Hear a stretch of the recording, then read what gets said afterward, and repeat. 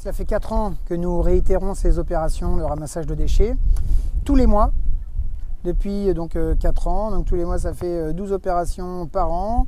Là depuis le début de l'année, nous avons proposé le tour de l'île de Ré en ramassage de déchets afin de pouvoir identifier les plages les plus polluées.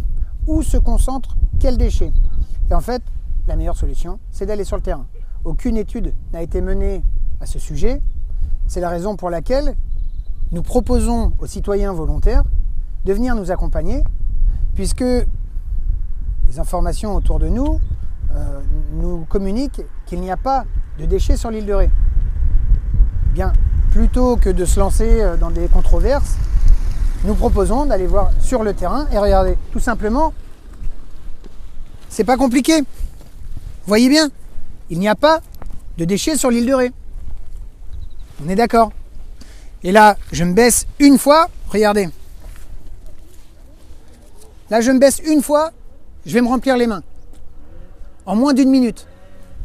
Alors, lors de nos ramassages de déchets, nous avons constaté et nous avons calculé exactement le chiffre retenu par les différents partenaires professionnels des déchets sur le territoire Île de Ré. Nous remonte le chiffre de 70% des déchets captés sur l'espace naturel sur le territoire Île de Ré. 70% de ces déchets sont issus de la conchiliculture. Ça, ce sont des sangles en caoutchouc avec des crochets aux extrémités pour retenir les poches à huîtres sur les tables à huîtres. Les poches à huîtres, donc ce sont des casiers en plastique, vous voyez, du plastique rigide qui, sous les effets du sel et des UV, finit par se décomposer, se désagréger. Et lorsque ça se désagrège, eh ben, ça se retrouve dans l'océan. Il y a les sangles, on a également les tubes en plastique qui sont ici, des tubes gris qui peuvent atteindre 2 mètres, sur lesquels sont empilés des capteurs à naissin, des rondelles en plastique. Et nous avons été contactés il y a très peu de temps par le gouvernement qui mène une étude sur le berceau Guérande-Ré-Oléron, qui est le berceau de la conchiliculture avec ces fameux tubes gris et ces rondelles. Et ça, en fait, ces rondelles en plastique, on en trouve sur toute la planète. Là, le gouvernement est en train de mener une étude pour comptabiliser exactement le nombre de capteurs en plastique qui sont déversés dans les océans tous les ans et essayer de trouver les responsables. Les déchets en fin d'opération seront tous vidés au point de rencontre et donc nous allons trier les déchets par catégorie en nous alignant donc aux catégories du territoire Île de Ré dans les déchetteries avec Coved du groupe Paprec. Dans les déchetteries de l'Île de Ré, il y a la benne encombrant, les métaux, le bois, les D3E, mais là on n'en trouvera pas.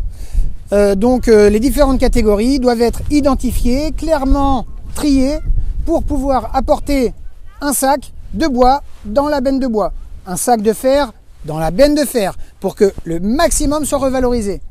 Et le gros souci en France, ce sont les encombrants. Donc il faut qu'il y ait le moins possible de déchets à emporter dans la benne encombrant. Comme ça, tout le monde est content pour que Coved, Paprec, puisse revaloriser un maximum des déchets que nous avons captés.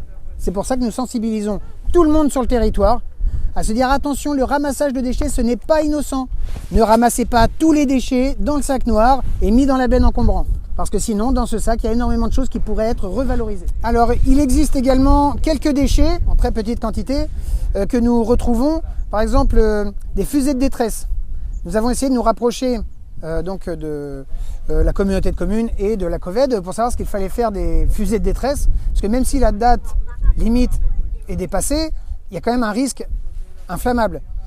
Donc les déchetteries de l'Île de Ré ne récupèrent pas. Il y a parfois des opérations éphémères de récupération des fusées de détresse, mais malheureusement, il y a très peu de communication.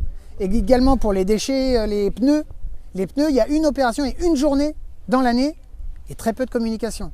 Les citoyens ne sont absolument pas au courant, il n'y a pas du tout de communication. Et du coup, au bout d'un moment, les citoyens abandonnent leurs pneus dans la nature. Donc les pneus et les fusées de détresse, c'est encore un gros souci. L'association La Porte Bonheur recrute des volontaires, bénévoles. Nous sommes en train également de créer des postes, tout ce qui est administratif, secrétariat, informatique, pour la communication, pour établir les dossiers, puisque là, au mois de janvier, nous allons passer en association d'utilité publique. Ce sont énormément de dossiers que nous avons à brasser. Nous devons faire des demandes pour pouvoir recevoir des stagiaires, pour faire de l'insertion, pour établir les dossiers avec France Bénévolat que nous recevons la semaine prochaine. Nous sommes dans l'organisation d'un festival sur 3 jours pour la fin du mois de juillet. Nous faisons une première réunion fin octobre et la dernière réunion fin novembre. Si nous avons l'accord de la tête d'affiche, le festival aura lieu. Si nous avons tous les volontaires, le festival aura lieu.